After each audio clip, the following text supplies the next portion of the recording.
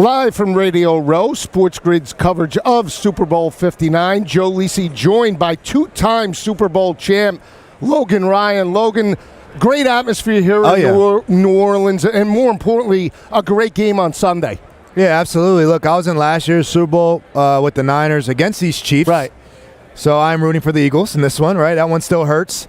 But New Orleans is doing a great job.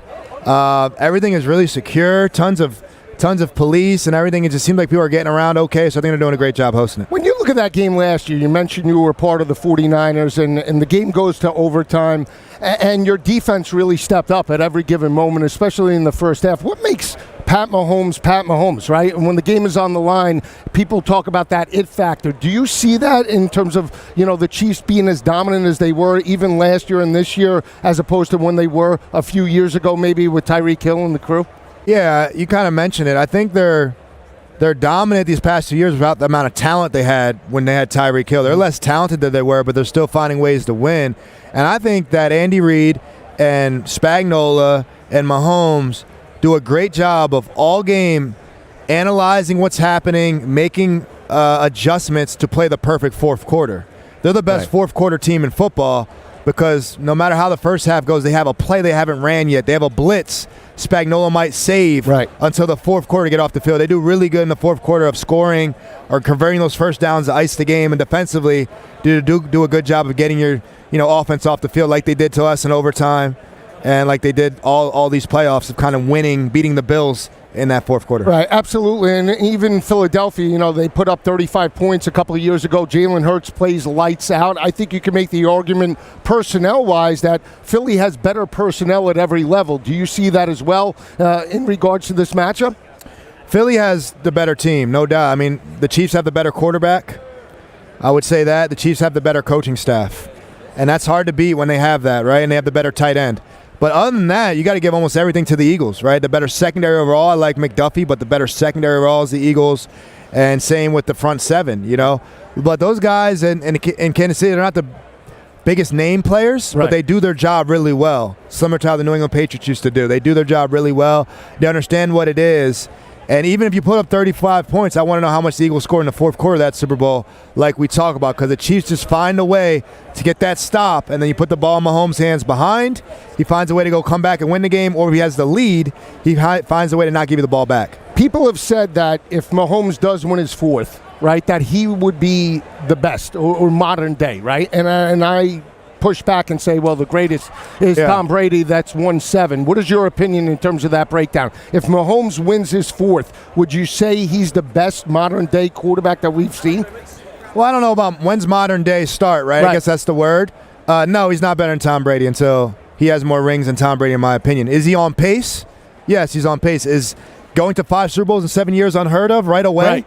Absolutely. But to say he's the best because he got his fourth, Tom Brady has 7, and he lost a head-to-head to Tom Brady. Right. So I don't put him ahead of Tom Brady, and I have a lot of Tom Brady bias here. I got a couple Super Bowls because of Tom Brady in my answer, but no, he's not ahead of Tom Brady. Playing in the Super Bowl, right, the weeks of preparation, is there anything that's a little bit different than the regular season, and just in terms of the way maybe you might prep, pregame rituals, anything in that sort?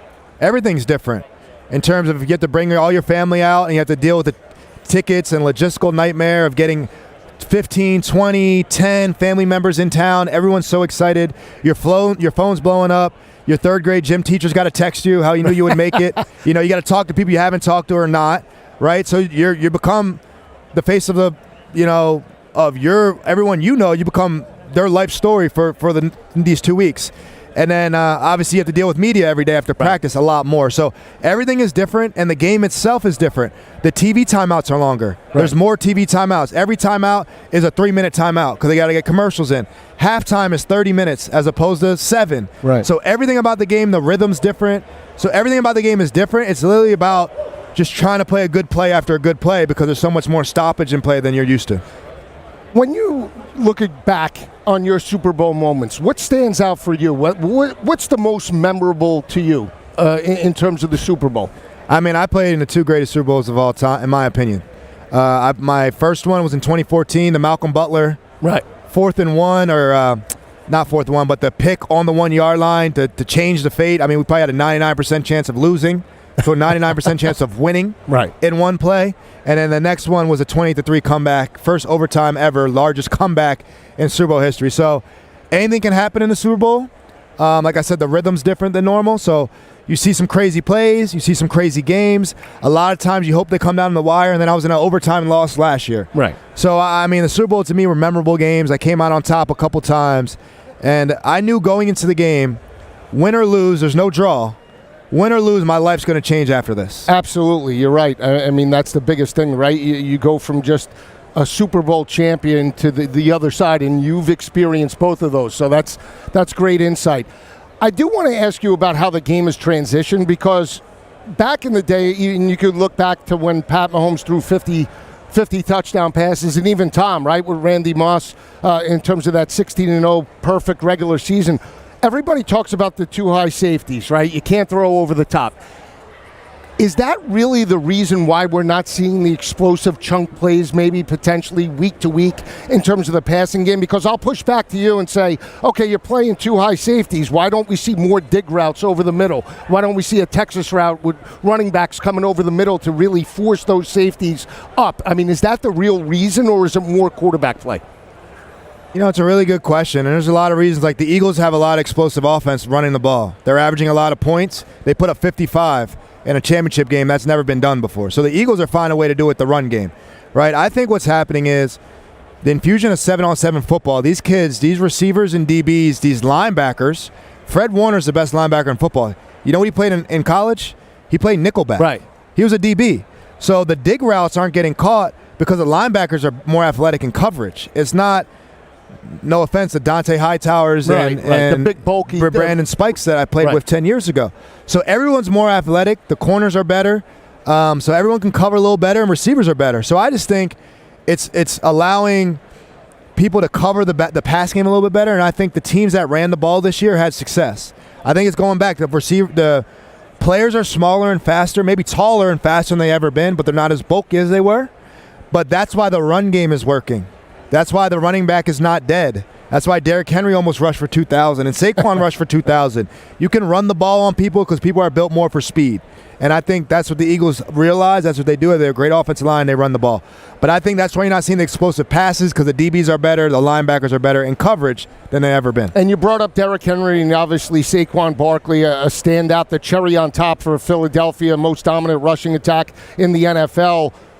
Are we seeing a transition back to the elite running back where maybe, teams would value, we'll pick up a 6th or a 7th round selection to fill a void we could always produce as long as the offensive line, opens up holes? Are you seeing maybe teams going back to the elite running back, Josh Jacobs, Derrick Henry, even Jahmyr Gibbs now with Detroit?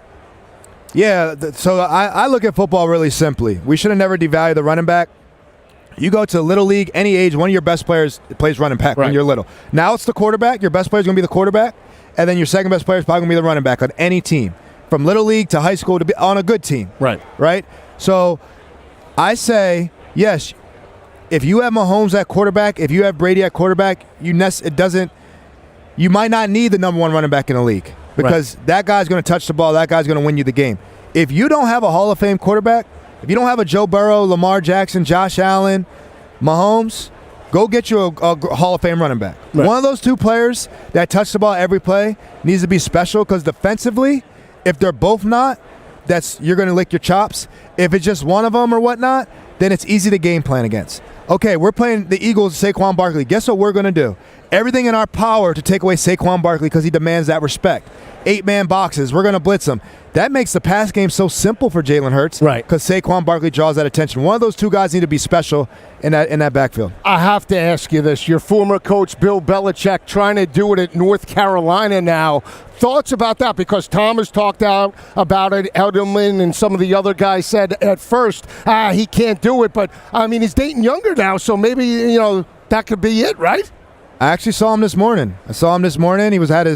He had his UNC shirt on, a cut sweatshirt. He was sweating. He was on a treadmill earlier. And we talked a lot about coverage. He's coaching at UNC this year. He's got some interesting coverages he's going to bring to college football. So it's happening. It's going down. It's a real thing. All right. Great stuff from Logan Ryan. We'll be right back.